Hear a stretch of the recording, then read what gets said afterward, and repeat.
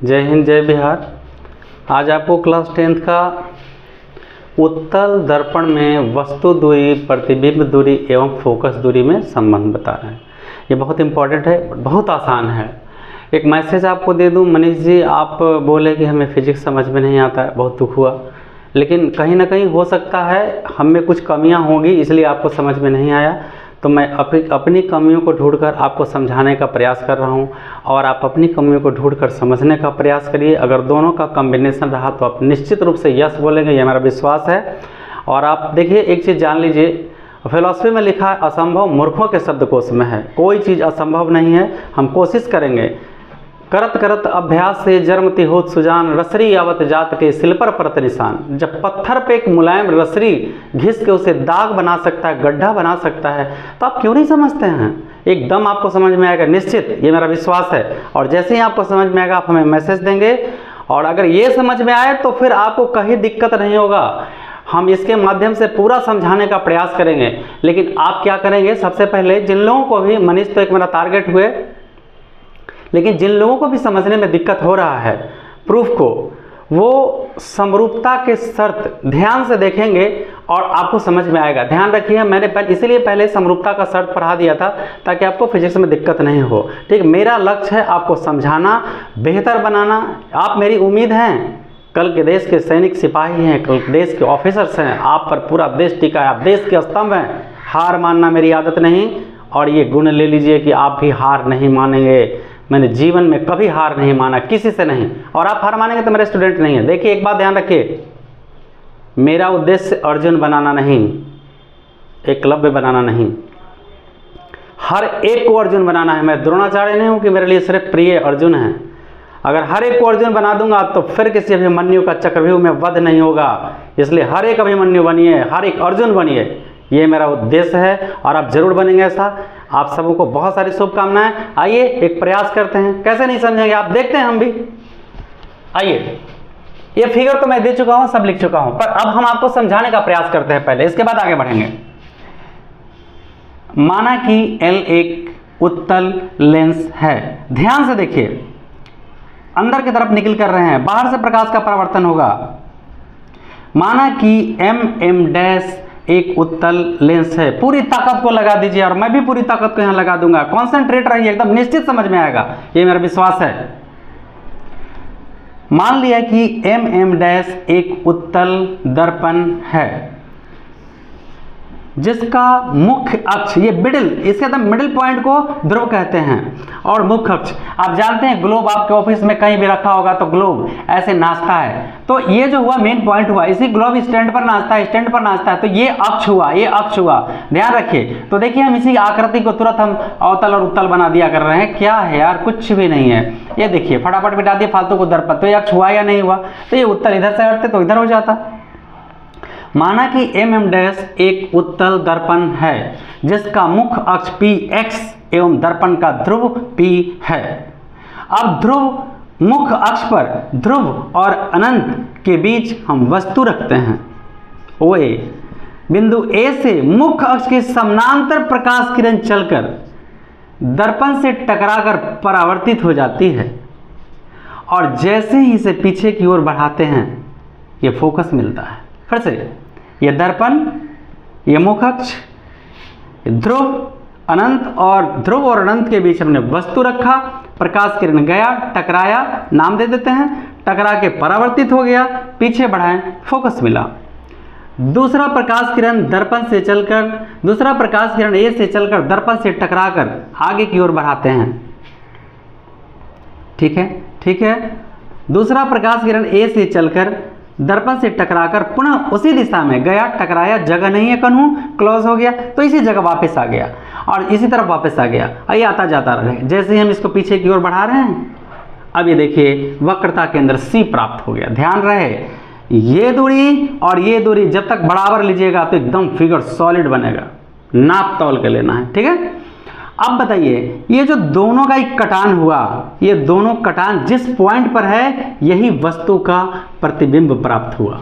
ये वस्तु का प्रतिबिंब प्राप्त हुआ, IB। कोई दिक्कत? आप घबराए नहीं, एकदम हम याद करवा देंगे। माना कि एम डैश एक अवतल दर्पण है जिसका मुख्य अक्ष पी एक्स एवं दर्पण का ध्रुव पी है। ध्रुव और अनंत के बीच रखी वस्तु ओ ए के बिंदु ए से प्रकाश किरण चलकर दर्पण के बिंदु ए से टकराकर परावर्तित हो जाती है। इधर मैं गलती से रो पड़ा, परावर्तित हो जाती है, जिसे पीछे की ओर बढ़ाने पर क्या मिलता है? फोकस। दूसरा प्रकाश किरण, इसलिए फोकस का एक परिभाषा है, मुख्य अक्ष के समानांतर आपतित सभी किरणें दर्पण से परावर्तन के बाद जिस बिंदु पर मिलती है या मिलती हुई मालूम पड़ती है, अवतल में मिलती है और उत्तल में मालूम पड़ती है, उसे फोकस कहते हैं। तो अवतल का फोकस देना होगा, तो मुख्य अक्ष के समानांतर आपतित सभी किरणें दर्पण से परावर्तन के बाद जिस बिंदु पर मिलती है उसे दर्पण का फोकस कहते हैं। अवतल का जिस बिंदु पर मिलती हुई मालूम पड़ती है उसे फोकस कहते हैं। उत्तल का तो दोनों अलग अलग होता है, इसलिए फोकस की परिभाषा में डायरेक्ट केवल अगर फोकस कहे तो मुख्य अक्ष के समानांतर आपतित सभी किरणें दर्पण से परावर्तन के बाद जिस बिंदु पर मिलती हुई मालूम पड़ती है उसे दर्पण का फोकस कहते हैं। तो इसे हमको पीछे ले जाना पड़ता है। एक बार फिर से, एम डैश एक अवतल दर्पण है जिसका मुख्य अक्ष पी एक्स एवं दर्पण का ध्रुव पी है। ध्रुव और अनंत के बीच रखी वस्तु ओ ए के बिंदु ए से प्रकाश किरण चलकर दर्पण से टकराकर परावर्तित हो जाती है, जिसे पीछे की ओर बढ़ाने पर फोकस एफ प्राप्त होता है। दूसरा प्रकाश किरण ए से चलकर दर्पण से टकराकर, देखिए गया और टकराया और फिर यहां से वापसी कर रहा है, उसी दिशा में वापस लौट जाती है, जिसे पीछे की ओर बढ़ाने पर वक्रता के अंदर सी प्राप्त होता है। क्लियर हो गया? वस्तु दूरी को आपकी खानदानी है माइनस, क्योंकि बाईं ओर है। ध्यान रखिए, आपको कार्तीय तल का नियम हम बता चुके हैं, लेफ्ट माइनस, राइट प्लस, नीचे माइनस और ऊपर प्लस। क्लियर है? तो इसके बाईं ओर जो भी आएगा सब माइनस, इसके ऊपर जाएगा, देखिए इसके ऊपर में ये डिस्टेंस को हमको प्लस लेना होगा। इस ओर जब हम इस ओर जाएंगे तो सब प्लस हो जाएगा, ठीक है, और नीचे जाएंगे तो माइनस हो जाएगा। तो इसमें तो नीचे है ही नहीं भैया, ठीक है।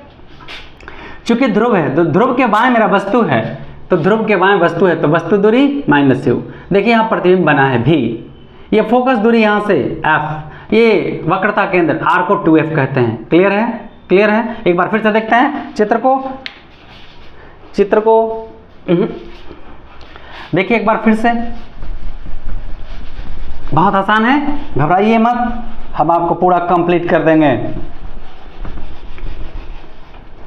चलिए पहले क्या बना? दर्पण, ठीक है, तो चलिए दर्पण हो गया। एक बात ध्यान रखिए, ज्यादा वक्र कर दीजिएगा ना तो फिर परवलयिक दर्पण बन जाएगा, और परवलयिक दर्पण में बहुत सारे दोष होते हैं, ये बात ध्यान रखिए। चाँद उठाइए या चाप उठाइए, उसको एक सही दिशा दीजिए, ठीक है। तो माना कि एम डैश एक उत्तल दर्पण है जिसका तल उठा उत्तल, देखिए तल ये उठा हुआ इधर से, अब मुख्य अक्ष हो गया, ये ध्रुव हो गया। चलिए ध्रुव और अनंत के बीच हम वस्तु रखते हैं, ए से प्रकाश किरण चला, ये मुख्य अक्ष के समानांतर जाएगा, एकदम खानदानी है, ये बदलने वाला नहीं है। अब यहाँ से टकराया और टकराने के बाद परावर्तित हो जाएगा, हम इसे पीछे की ओर ले जाएंगे, ये फोकस ए प्राप्त होगा। दूसरा प्रकाश किरण यहाँ से चलेगा, ए से टकराएगा और इसी दिशा में वापस लौट जाएगा, इसे हम पीछे की ओर बढ़ाएंगे और इस तरह से हमको ये दोनों कटान के से हमको प्रतिबिंब बन रहा है यहाँ, और ये वक्रता केंद्र सी हो जाएगा। एकदम क्लियर है? फिगर अगर आपने समझ लिया तो क्या बात करते हैं, समझ में नहीं आएगा। चलिए ये क्लियर हो गया। यहाँ हमने कुछ नाम दे रखा है और इस तरह से इसे माइनस यू कहते हैं, इसको भी कहते हैं, इसको एफ कहते हैं और इसको 2f कहते हैं। अभी कहीं मत जाइए, एकदम इसी जगह रुकिए, का तो नहीं आपको समझ में आएगा, हम भी तो देखें। अब हम आपको थोड़ी सी दोनों त्रिभुज की तरफ, मतलब हम दोनों दर्पण की तरफ लेके चलते हैं जहां आपने ना कहा है। चलिए ये आपका अवतल दर्पण हो गया, ठीक है। फोकस, वक्रता केंद्र, वस्तु।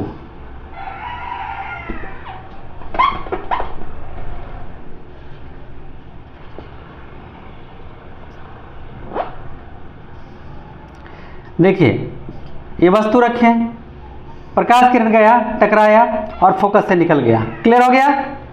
दूसरा प्रकाश किरण वक्रता केंद्र से जाएगा, टकराएगा और पुनः उसी दिशा में वापस हो जाएगा। ये देखिए प्रतिबिंब बन गया। बस मेरा एक प्रयास है और ये हमको दोनों का ज़रूरत है, दोनों का। ये हम परेशान नहीं कर रहे हैं आपको समझा के, ये दोनों समझाएंगे, एक साधे सब सधे, सब साधे सब जाए, ये दोनों समझ में आएगा आपको। ये फोकस हो गया, ये प्रतिबिंब माइनस हो जाएगा ना फोकस, और ये भी माइनस हो जाएगा और ये भी माइनस हो जाएगा। अब दोनों हम क्यों बता रहे होंगे, आप इसे नहीं पकड़ पाएंगे, अब पकड़ पाएंगे आप। चलिए यहां देखिए एक त्रिभुज बना है, एक त्रिभुज बना है, ठीक, ध्यान से देखिए, हम त्रिभुज की समरूपता आपको पढ़ा चुके हैं। ये त्रिभुज को ध्यान से देखिए, ए ओ सी, ए ओ सी, ये 90 का कोण है, क्लियर है। यहां देखिए, इसको हम पलट के बनाएंगे और इस रूप में, जिस रूप में है, इसका मुंह नाक सीधा कर देंगे, टेढ़ा है, उल्टा बेचारा खड़ा है, इसको सर सजा दिए हैं, ठीक है। बी मुंडी के तरफ है, बी ऊपर चला जाएगा। आई, आई 90 डिग्री में है, ये आई देखिए 90 डिग्री में है, आई 90 डिग्री में है, क्या बच गया, सी। ये देखिए, ये सी आपका शीर्षक कोण, ये दोनों में है, ठीक है, ये 90 डिग्री। अब इस त्रिभुज को ध्यान से देखिए, ध्यान से, पहले वाला को हम प्रयास करें समझाने का, ये त्रिभुज और ये त्रिभुज, तो इसको हम यहाँ बना दिया, आपको क्लियर है। इस त्रिभुज को यहाँ बना दिया, यहाँ देखिए 90 है, यहाँ ओ पर 90 है, ओ पर 90, यहाँ आई पर 90 है, यहाँ आई पर 90 है, क्लियर हो गया। सी दोनों में है, तो सी यहाँ है, तो सी को इन्हें फेंक देंगे, क्योंकि ये शीर्षक कोण है। जब दो रेखाएं परस्पर कटती हैं तो शीर्षक कोण समान, शीर्ष ए है यहाँ पे और यहाँ पे शीर्ष बी है। चलिए, त्रिभुज समरूपता का आप शर्त बताए हैं, एंगल एंगल एंगल, दो त्रिभुज अगर समान कोणिक हो तो त्रिभुज समरूप हो जाता है, यानी तीनों कोण अगर बराबर आ जाए तो। ये 90 हुआ, 90 हुआ, ये सी दोनों में बराबर है, कॉमन शीर्षक कोण, ये शेष कोण बराबर है, ये दोनों त्रिभुज क्या हुए, समान कोणिक, इसलिए भुजाएं क्या होंगी, अनुपातिक। कुछ नहीं करना है बेटा, लंब बटा लंब कर दीजिए और आधार बटा आधार कर दीजिए और आपका मान सब आ जाएगा, ठीक है, ठीक है। तो इसको हम शौक से नहीं बताए हैं, मजबूरी है, यही नाम यहाँ है। अगर आपको अवतल समझने में दिक्कत है, उत्तल अवतल तो अब तो आपको समझा दिए, देखिए हम कड़ी कड़ी लेके चल रहे हैं, ये दोनों को समरूप करेंगे और फिर यहाँ से उसी प्रकार यहाँ क्यों नाम देंगे, इस त्रिभुज को समरूप करेंगे, भुजानुपातिक होगा और आ जाएगा, आप प्रयास करिएगा, ठीक है। चलिए हम इस त्रिभुज को ले लिए, किसको, ये त्रिभुज है, ये त्रिभुज को उत्तल। देखिए कितना आसान समझना है, बहुत आसान है। चलिए, जो इसमें नाम है ए ओ सी, पकड़िए कहाँ है, ए ओ सी, कुछ नहीं करना है, किसी से लड़ाई झगड़ा नहीं करना है, ए ओ सी एकदम सेम नाम। अवतल जब आ गया तो उत्तल ऑटोमेटिक आ जाएगा, जैसे नाम ए ओ सी। आप फिर देखिए B I C, B B I C, यहाँ भी है बी आई सी। देखिए एक वायर है तो गिफ्ट मिलेगा, एक पर एक फ्री, एक पर एक फ्री। बी आई और सी, अब बताइए कौन सी, दोनों में है कि नहीं है। इसमें आई 90, इसमें ओ 90, इसमें ओ 90, इसमें आई 90।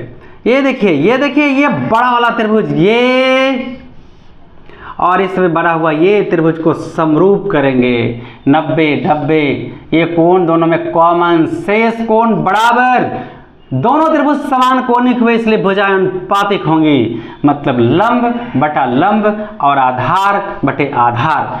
कर्ण से हमको कोई लेना देना नहीं है, जब कर्ण से लेना ही देना नहीं है तो हम काहे लेके चलेंगे, हमको तो वस्तु दूरी, प्रतिबिंब दूरी और फोकस दूरी में संबंध। तब वस्तु दूरी हुआ, प्रतिबिंब दूरी हुआ, अब फोकस दूरी हुआ, तो हमको ऊपरे कर्ण से क्या लेना देना है, कर्ण से कोई लेना देना नहीं है। क्लियर हो गया। तो हम एक बार ये बड़ा त्रिभुज को ध्यान से देखिए, ये बड़ा त्रिभुज को समरूप करेंगे और ये छोटा त्रिभुज को समरूप करेंगे, भुजानुपातिक करेंगे और मेरा प्रूफ पूरा हो जाएगा। दूसरा बात देखिए, यहाँ एस एस क्यू एफ और बी आई एफ ऐसे ही यहाँ, यह देखिए एकदम सेम टू सेम, कोई बदलाव नहीं।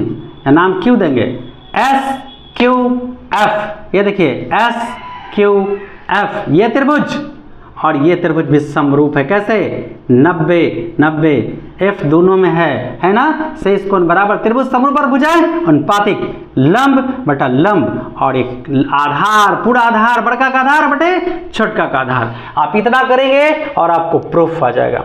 अब हम सीधा आपको लेके चलते हैं फिगर के तरफ और ध्यान से देखिए।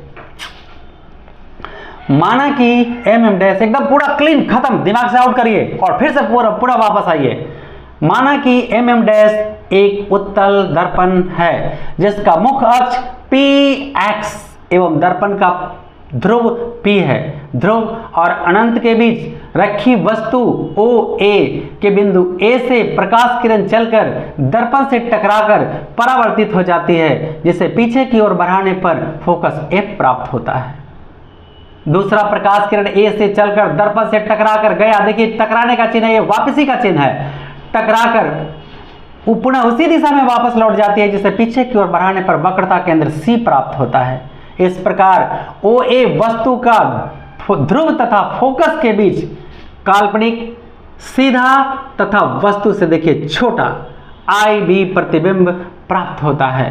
अब OP को वस्तु दूरी कहते हैं, PI यहाँ छाया बना, प्रतिबिंब बना, प्रतिबिंब दूरी हो गया, ये आपका फोकस दूरी हो गया, ये आपका वक्रता केंद्र R कहते हैं और R को 2F कहते हैं, क्योंकि R बराबर 2F हम पढ़ा चुके हैं। क्लियर है? अब चलिए मान लिया कि MM डैश, देखिए नाम तो कुछ भी दे सकते हैं, M फॉर मिरर, अगर A डैश B डैश कुछ भी देते हैं तो कोई मतलब होना चाहिए, और मान लिया आप कुछ भी लिख सकते हैं, ठीक है। अब अधजल गगरी छलकत जाए, कुछ बोल दे तो अलगे बातें हैं, ठीक है ना। एगो देहाती मुहावरा है, रटंत विद्यावंत नहीं, चपंत भोजन पचंत नहीं, ठीक है ना। तो ध्यान से देखिए, मान लिया कि देखिए कॉपी लिखने का तरीका देखिए, मैं साइड कैसे चौथाई छोड़ रखा हूं, एकदम सीधा लेवल से लिखना है आपको, ठीक है। अगली कॉपी पर चौथाई में स्पेस नहीं था, फिर भी देखिए एकदम सीधा लिखा हुआ है, और यहां से देखिए एकदम सीधा, ये थोड़ी सी मिस्टेक है, चलिए आप ऐसा ना करेंगे, यहाँ का एकदम देखिए एकदम सीधा, ठीक है, एकदम सीधा लिखिए कॉपी को, कॉपी एकदम क्लियर लिखना है, नेटा पटा लगा के नहीं, एकदम साफ साफ, क्योंकि आपको 17 लाख कॉपी में से कॉपी आपका चुना जाएगा। अच्छा तो अच्छा होता है यार। तो चले ये लिखा हुआ, मान लिया कि MM डैश एक उत्तल दर्पण है जिसका मुख्य अक्ष PX एवं दर्पण का ध्रुव P है। दर्पण के मुख्य अक्ष के ध्रुव एवं अनंत के बीच रखी वस्तु OA के बिंदु A से मुख्य अक्ष के समानांतर, देखिए ध्रुव और अनंत के बीच रखी वस्तु OA के बिंदु A से मुख्य अक्ष के समानांतर प्रकाश किरण चलकर दर्पण के बिंदु S से परावर्तित हो जाती है, यानी टकराकर परावर्तित हो जाती है, पीछे की ओर बढ़ाने पर फोकस F प्राप्त होता है। दूसरा प्रकाश किरण A से चलकर दर्पण से टकराकर पुनः उसी दिशा में वापस लौट जाती है, इसे पीछे की ओर बढ़ाने पर वक्रता केंद्र C प्राप्त होता है। इस प्रकार ये OA वस्तु का ध्रुव और फोकस के बीच काल्पनिक सीधा और वस्तु से छोटा IB प्रतिबिंब प्राप्त होता है, यही बात लिखा हुआ है। OP को -U कहते हैं, PI को B कहते हैं, PF को F कहते हैं, ये सब यहाँ लिखा हुआ है। क्लियर हो गया?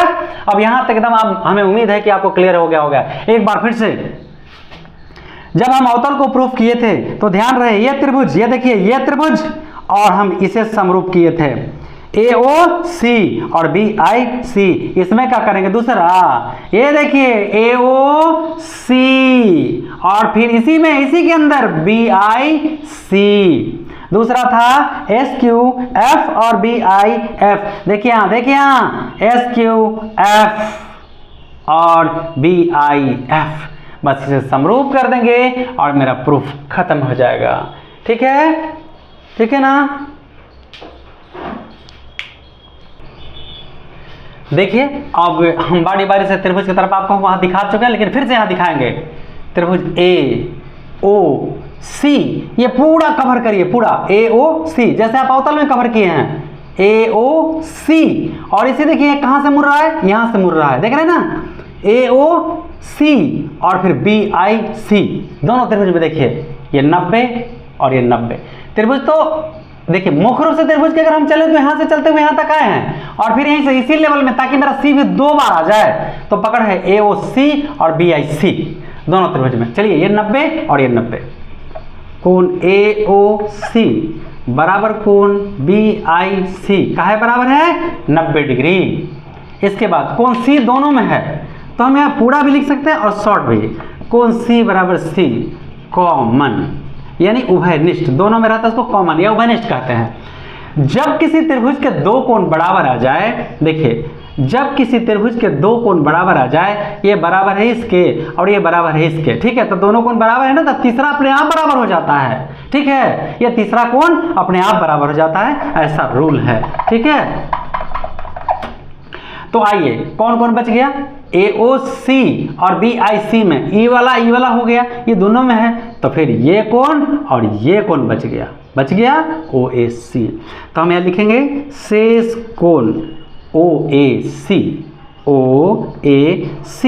बराबर शेष कोण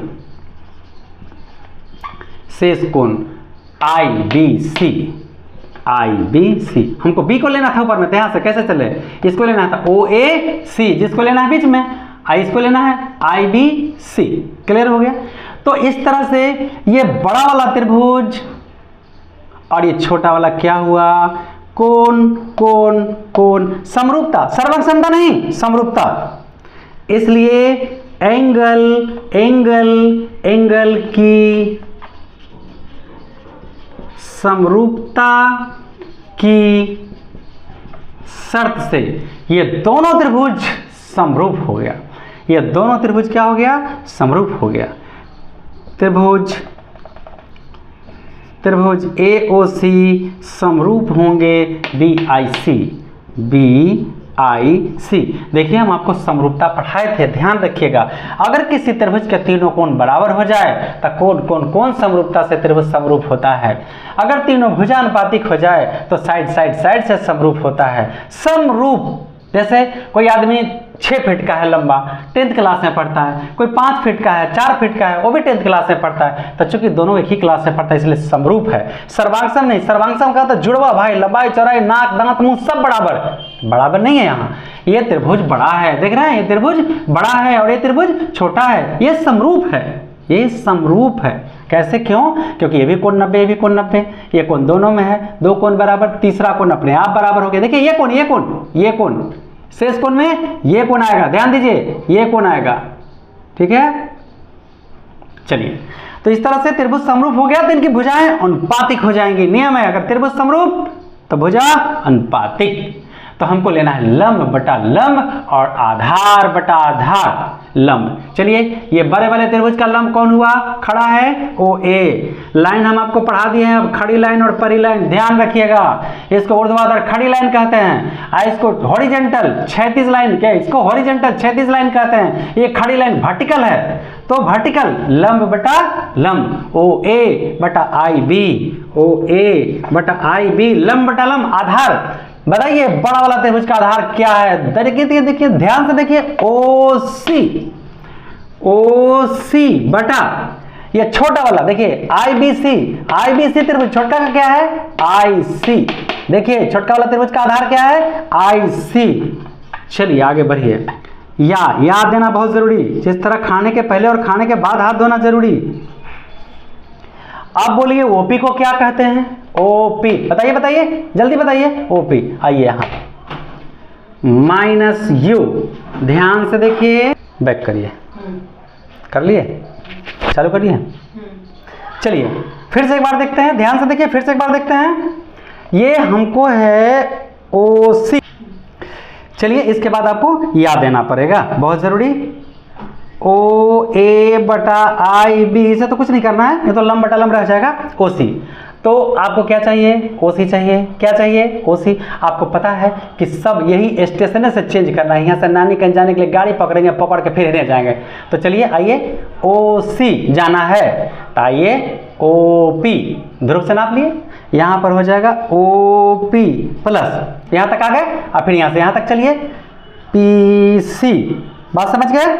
तो पूरा OP के लिए OP प्लस PC, कहे कि OP के मान यहाँ है, PC का मान यहाँ है, और डायरेक्ट OC का मान तो है नहीं, तो OP प्लस PC, क्योंकि नियम है सभी दुनिया ध्रुव से मापी जाएंगी तो ध्रुव से दिखाना पड़ेगा। IC यही चाहिए ना आपको, IC ये चाहिए ना आपको, ये चाहिए ना, तो क्या करिएगा, इसका भी तो नाप नहीं है, तो पूरा PC इस पूरा में से इसको घटा देंगे, यानी PC माइनस PI।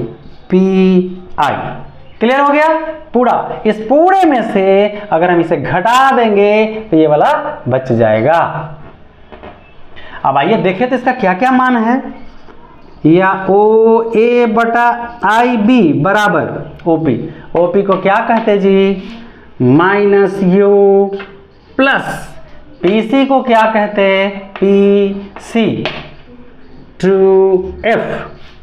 अब फिर पीसी को क्या कहते हैं, 2f माइनस पी आई को क्या कहते हैं, भी। कोई दिक्कत किसी को?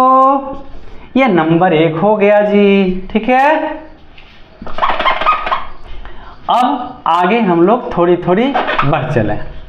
अब जो दूसरा त्रिभुज के लिए देखिए AOC और BIC समरूप किए तो लंब बटा लंब, आधार बटे आधार, हम मान रख दिए, ये आ गया। अब आगे चलने का, आगे यहां से एक डॉट ले लीजिए, ठीक है। क्यों, काहे, कब, सब बात जानना जरूरी है। इसका नाम हम Q दे देते हैं, क्लियर है। अब ठीक उसी प्रकार जैसे AOC और BIC को समरूप किए हैं SQF, देखिए इसका दायरा IBF, ये भी समरूप 90 90, ठीक है, ठीक है। F दोनों में, तो शेष कोण के बराबर त्रिभुज उसी प्रकार लिखेंगे, उसी प्रकार जैसे पहले हुआ SQF, S त्रिभुज SQF, समरूप त्रिभुज BIF, भुजा क्या होगा, अनुपातिक, इसलिए लंब लंब SQ बटा लंब IB, ध्यान से लंब बटा लंब। अब आधार आधार बटा आधार, तो इसका आधार है QF बटा इसका आधार है IF। अब देखिए यह 90 है, ये 90 है, ये रेखा समानांतर है, तो ये तो आयत न बन गया जी। तो ये OA दूरी SQ दूरी बराबर हो जाएगा, तो यहाँ लिखेंगे OA बटा IB बराबर QF बटा IF का है, कि SQ जो है वो बराबर है OA का। अब OA बटा IB, एक पता है Q और P में बहुत थोड़ा सा का फर्क है, ठीक है। QF का कोई नाप है नहीं, यहाँ से तो कोई नाप है नहीं, ठीक है। तब पड़ोसी से पैंचा वाला हाल हो गया, यहाँ बात समझ रहे हैं ना।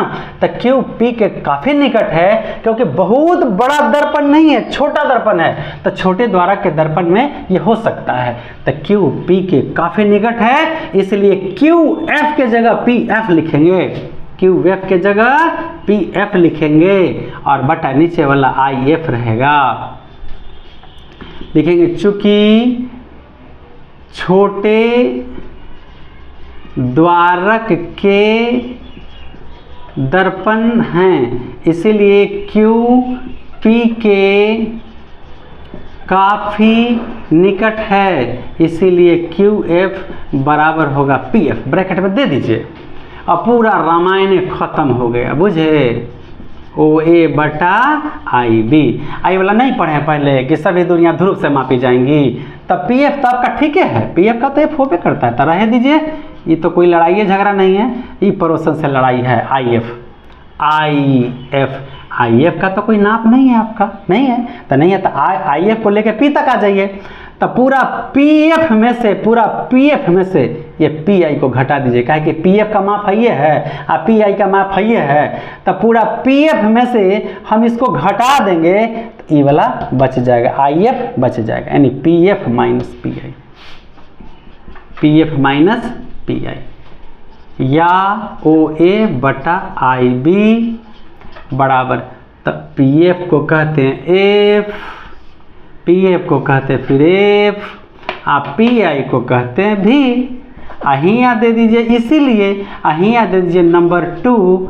अब लिखिए समीकरण 1 तथा 2 से लेफ्ट साइड बराबर, देख लीजिए भैया, अगर लेफ्ट बराबर है तो राइट भी बराबर हो जाएगा।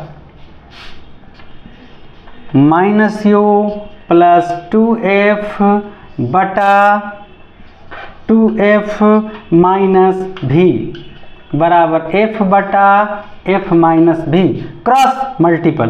आइए, या f से 2f माइनस v में, अब बराबर -u प्लस 2f से एफ माइनस भी में करिए गुना, एफ से 2f में 2f स्क्वायर, भी से f में भी f। चलिए इससे इस सब में माइनस u से f माइनस भी में, इससे मैं कर दिए। अब इससे इस सब में प्लस 2f से f माइनस भी में, f माइनस भी में, या 2f स्क्वायर माइनस भी एफ बराबर minus plus minus U F, ठीक है, माइनस माइनस प्लस यू भी, देखिए प्लस प्लस प्लस 2f से f में 2f square plus minus minus 2f से भी में 2vf, 2f स्क्वायर और 2f स्क्वायर समान चिन्ह पर कट गया, कोई दिक्कत। अब चलिए माइनस भी एफ, ये माइनस भी एफ के ले आइए, तब प्लस 2vf, ठीक है, ये माइनस यू एफ के लाइए ना, यू एफ बराबर यू भी, फिर से यहीं रह गया, ये भी एफ माइनस एन आके प्लस हो गया, ये माइनस एन आके प्लस हो गया, बराबर के बाद यू भी बच गया। अब देखिए 2vf, 2vf में से एक vf घट जाएगा, ये माइनस में प्लस में जोड़ घटाव घटता है चिन्ह उसका, जिसका मान बड़ा, तो बचेगा क्या, vf प्लस uf बराबर यू भी। क्लियर है यहाँ तक? यहाँ तक एकदम फाइनल है। तो थोड़ी सी और बचा है, तो धैर्य रखे रहिए बस। देखिए इसमें दो चीज़ें हैं, तीन चीज़ें हैं, u v f तीनों में है, तो यहाँ हम क्या करेंगे, u v f से दोनों तरफ भाग देने पर दीजिए, तो vf बटा u v f plus uf बटा u v f बराबर u v बटा u v f, u v 1 by f, uf 1 by v plus vf 1 by u। इसीलिए देखिए लेंस में जब आप जाते हैं ना तो 1 बाई v प्लस अब माइनस 1 बाई u हो जाता है, समझ में आया ना, इसीलिए यहाँ भी वैसे ही लेके चलेंगे उसी तरह से 1 by v plus 1 by u बराबर 1 बाई f, ये आपका प्रूफ्ड हो गया। अब इसे इत्मीनान से समझेंगे, हड़बड़ाएंगे नहीं, और एक बार नहीं, 2 बार 3 बार 4 बार प्रयास करिए, आपको निश्चित समझ में आएगा। ऐसा कुछ भी नहीं है, लेकिन आप 1-2 बार प्रयास करके हार मान लेते हैं। अगर हार मान लेते तो क्या आइंस्टाइन कभी सफलता प्राप्त कर पाते? आप बताइए, क्या अब्दुल कलाम इतने बड़े साइंटिस्ट बन पाते? ज़रा सोचिए, हार नहीं मानिए, हार मारने वाला कायर और बुज़दिल होता है। बात आया समझ में? एकदम आपको समझ में आएगा, और जब समझ में आ जाए तो मेरे पास मैसेज करके हौसला बढ़ाइए। जय हिंद, जय बिहार। इसी के साथ समाप्त करें इसको।